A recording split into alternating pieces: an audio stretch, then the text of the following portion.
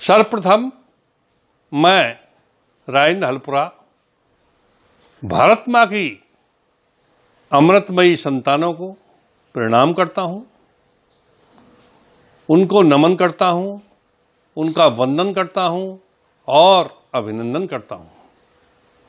साथ ही अनुरोध करता हूं कि यदि ये वीडियो आपको पसंद आए तो अपने दोस्तों के साथ शेयर अवश्य करें और महापुरुषों एवं क्रांतिकारियों को सुनने के लिए राजेंद्र हलपुरा चैनल खोलें। धाएं धाएं धाएं, लंदन में स्थित वेंगस्टन हॉल गोलियों की तड़तड़ाहट से गूंज उठा। जनरल ओडायर के सीने को कई गोलियां चीरती हुई निकल गईं। वो चीखा, तड़पा और ठंडा हो गया। परंतु गोली चलाने वाले व्यक्ति ने पहले हाल में यह कहा था कि शपथ मां भवानी दुर्गा की, शपथ मां भवानी दुर्गा की, यहां काल चक्र मंडराएगा, मेरी रिवाल्वर की धान धान से अब आग का गोला आएगा। ओ डायर भगना भी चाहे, ओ डायर भगना भी चाहे तो भाग नहीं वो पाएगा, और हत्यारे के लहू से आज भारत कलंक धुल जाएगा। उस भारतीय वीर शिरोमणि ऊधम सिंह ने जनरल डायर को मारने से पहले ये शब्द कहे और गोलियां से भूनने के बाद भारत माता की जय, वंदे मातरम की जय के नारे लगाए। उसके नारों से हाल की दीवारें गूंज उठी। हाल में एक सभा हो रही थी। सभा में अफरा तफरी मच गई और भगदड़ मच गई। परंतु वीर ऊधम सिंह ने जो प्रतिज्ञा की थी वो आज पूरी हो गई और हजारों भारतवासियों जिनके परिजन जलियांवाला बाग कांड में समाप्त हो गए थे, उनके कलेजे को ठंडक मिल गई। सन 1919 13 अप्रैल सन 1919 को जलियांवाला बाग कांड हुआ था और इसमें जनरल डायर ने वहां निहत्ती भीड़ पर गोली चलवाकर लगभग 1600 भारतीय मरवा दिए थे। उसका बदला आज भारतीय वीर सपूत ने लंदन में जाके लिया।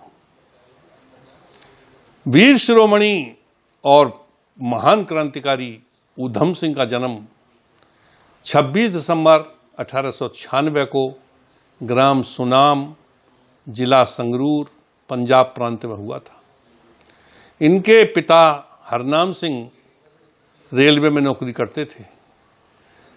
हरनाम सिंह के दो पुत्र हुए, ऊधम सिंह और साधो सिंह। परंतु दोनों बच्चों का दुर्भाग्य कि बचपन में ही पहले माता और फिर पिता दोनों इन्हें छोड़कर अनाथ हो गए। बच्चे जब अनाथ हो गए तो अमृतसर के अनाथालय में चले आए। ऊधम सिंह कक्षा 11 में पढ़ रहे थे। पढ़ाई जारी थी। तभी इन्होंने सुना कि अमृतसर के पास जलियांवाला बाग में अंग्रेजों के खिलाफ यानी कि आज़ादी के लिए एक सभा हो रही है। वो उस सभा में पहुंच गए। सभा हो रही थी, तभी अंग्रेजों के गवर्नर जनरल ओडायर ने 13 अप्रैल 1919 को जलियांवाला बाग कांड करा दिया, जिसमें अनुमानित 1600 भारतीय निहत्थे गोलियों से भून दिए गए। जलियांवाला बाग में गांधी जी के आह्वान पर एक सभा बुलाई गई थी। सभा शांतिपूर्ण थी। सभा शांतिपूर्वक हो रही थी और भारतीयों में अब जागरूकता आ गई थी। नौजवान और युवा पीढ़ी अब जान गई थी कि ये देश हमारा है और हम पर बाहर के लोग शासन कर रहे हैं।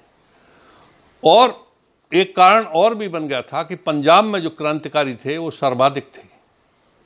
उत्तर प्रदेश, गुजरात, बंगाल प्रांत और पंजाब प्रांत, ये 4-5 प्रांत ज़्यादा ही सक्रिय थे और इनके क्रांतिकारी बहुत कट्टर और बहुत ही वीर थे। यद्यपि वो सभा गांधी जी के आह्वान पर थी, शांतिपूर्वक थी, सत्य हिंसा का पालन किया जा रहा था और कोई ऐसा कारण नहीं बनना था कि वहां पर ऐसा माहौल पैदा किया जाए। सभा 13 अप्रैल को बुलाई गई थी और 13 अप्रैल को पंजाब में बैसाखी का त्यौहार होता है, इस कारण वहां भीड़ काफी एकत्र हो गई। उस बाग का, कभी बाग रहा होगा, 3 ओर से मकान है, चौथी ओर से एक दीवार है और उसमें एक ही रास्ता है।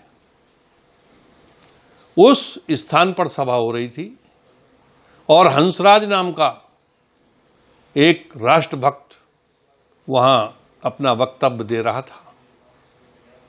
बाग का रास्ता संकरा था, तभी क्रूर जनरल ओडायर, 2 व्यक्ति ज्यादा क्रूर थे भारतीयों के प्रति, जनरल ओडायर और भारत मंत्री कर्जन वायली।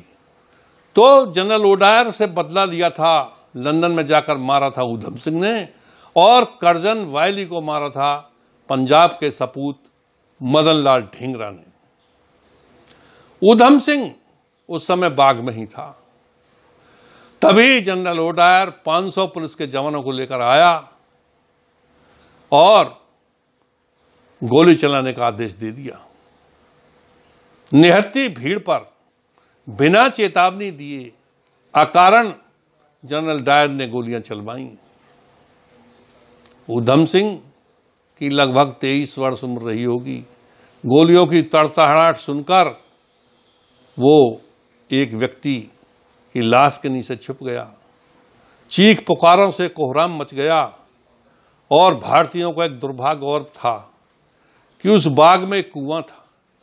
कुछ लोग भगदड़ में और कुछ जान बचाने के लिए कुएं में भी गिर गए, वहां भी उनकी मौतें हो गई। इस प्रकार बड़ा ही दर्दनाक और बीभत्स कांड जनरल ओडायर ने कराया। इस सब के बाद जब काफी लोग मर गए, घायलों की चीख पुकार से बाग और पूरा वातावरण दहल उठा था, तो कुछ समय बाद जब 23 वर्षीय ऊधम सिंह उठा तो उसे बहुत ही क्रोध आया और उसने उस बाग की रक्त रंजित मिट्टी को अपने माथे पर तिलक के रूप में लगाया और प्रतिज्ञा की कि जिसने हत्याकांड कराया है उस हत्यारे को मैं पृथ्वी पर नहीं जिंदा छोड़ूंगा, चाहे वो कहीं भाग जाए, कहीं चला जाए। और अपनी प्रतिज्ञा को पूरा करने के लिए ऊधम सिंह ने पढ़ाई छोड़ दी, फर्जी पासपोर्ट वीजा बनवाया, पहले अमेरिका गए, फिर लंदन गए, भटकते रहे जनरल ओडायर की तलाश में, और आखिर लंदन में एक पंजाब का हलवाई था, उसने ऊधम सिंह को शरण दे दी। ऊधम सिंह उसकी कढ़ाई मांजते रहते थे, काम करते रहते थे, खाना मिलता रहता था। धीरे धीरे कुछ मजदूरी और करके ऊधम सिंह ने एक रिवॉल्वर खरीदी, रिवॉल्वर चलानी सिखाई और जानकारियां एकत्र की। वो रेकी करते थे कि ओडायर आज कहाँ है, कल कहाँ है, परसों कहाँ है, परंतु उन्हें मौका नहीं मिल रहा था। आखिर में काफी इंतजार करने के बाद आखिर 13 अप्रैल 1940 का वो शुभ दिन आया।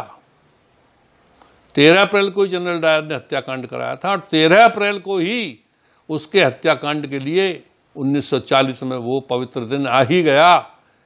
उस हाल में, लंदन के हाल में, ओडायर को एक सभा को संबोधित करना था। उस सभा को संबोधित करते ही जैसे ही जनरल ओडायर ने भारतीयों को पुनः कायर और भेड़ बकरी बताया, तभी ऊधम सिंह ने अपनी पुस्तक काटकर उसमें रिवॉल्वर छिपा रखी थी, उसे निकाला। ऊधम सिंह पुलिस से बचने के लिए, सुरक्षा से बचने के लिए एक पुस्तक को रिवॉल्वर के आकार में ही काटकर ले गए थे, छुपा कर ले गए थे। उस समय धीरे से उन्होंने अपनी रिवॉल्वर निकाली और ऐलान करके रिवॉल्वर से जितनी गोलियां थीं सभी जनरल ओडायर के सीने में दाग दी। और डायर का शरीर गोलियों से छलनी कर दिया। जब वो पकड़े गए तो सदसदम नाम बताते रहे, परंतु फिर जो अंग्रेज लोग करते थे, जो होना था वही हुआ। आखिर उन्हें फांसी दे दी गई, परंतु ऊधम सिंह को फांसी का कोई मलाल या कोई शिकवा नहीं था, क्योंकि उनकी प्रतिज्ञा पूरी हो चुकी थी। उन्होंने देश के प्रति और भारत माता के प्रति जो उनका कर्तव्य था वो करके दिखा दिया था, और भारत के स्वाभिमान को पूरे विश्व में बुलंद कर दिया था, जिसे हम निम्न पंक्तियों में वर्णित कर सकते हैं। भारत में जिसने हत्याएं की, उसे करनी का फल चखा दिया, भरी सभा में दे चेतावनी, सम्मुख पढ़कर वार किया। इंग्लैंड में जा मारा डायर, ये अनुपम दृष्टांत था दिखा दिया, और भारत में ऐसे योद्धा हैं ये पूरे विश्व को सिखा दिया। विदना के ग्रह से दुस्साहस ले, वो पृथ्वी पर अवतारा था, अकेला ही गया इंग्लैंड ऊधम, और सिंह समान दहाड़ा था। भारत के खूनी दुश्मन को उसके घर जाकर मारा था, वो वीरों में था शिरोमणि, भारत माँ ने नो तारा था। जय हिंद, जय भारत, जय ऊधम सिंह।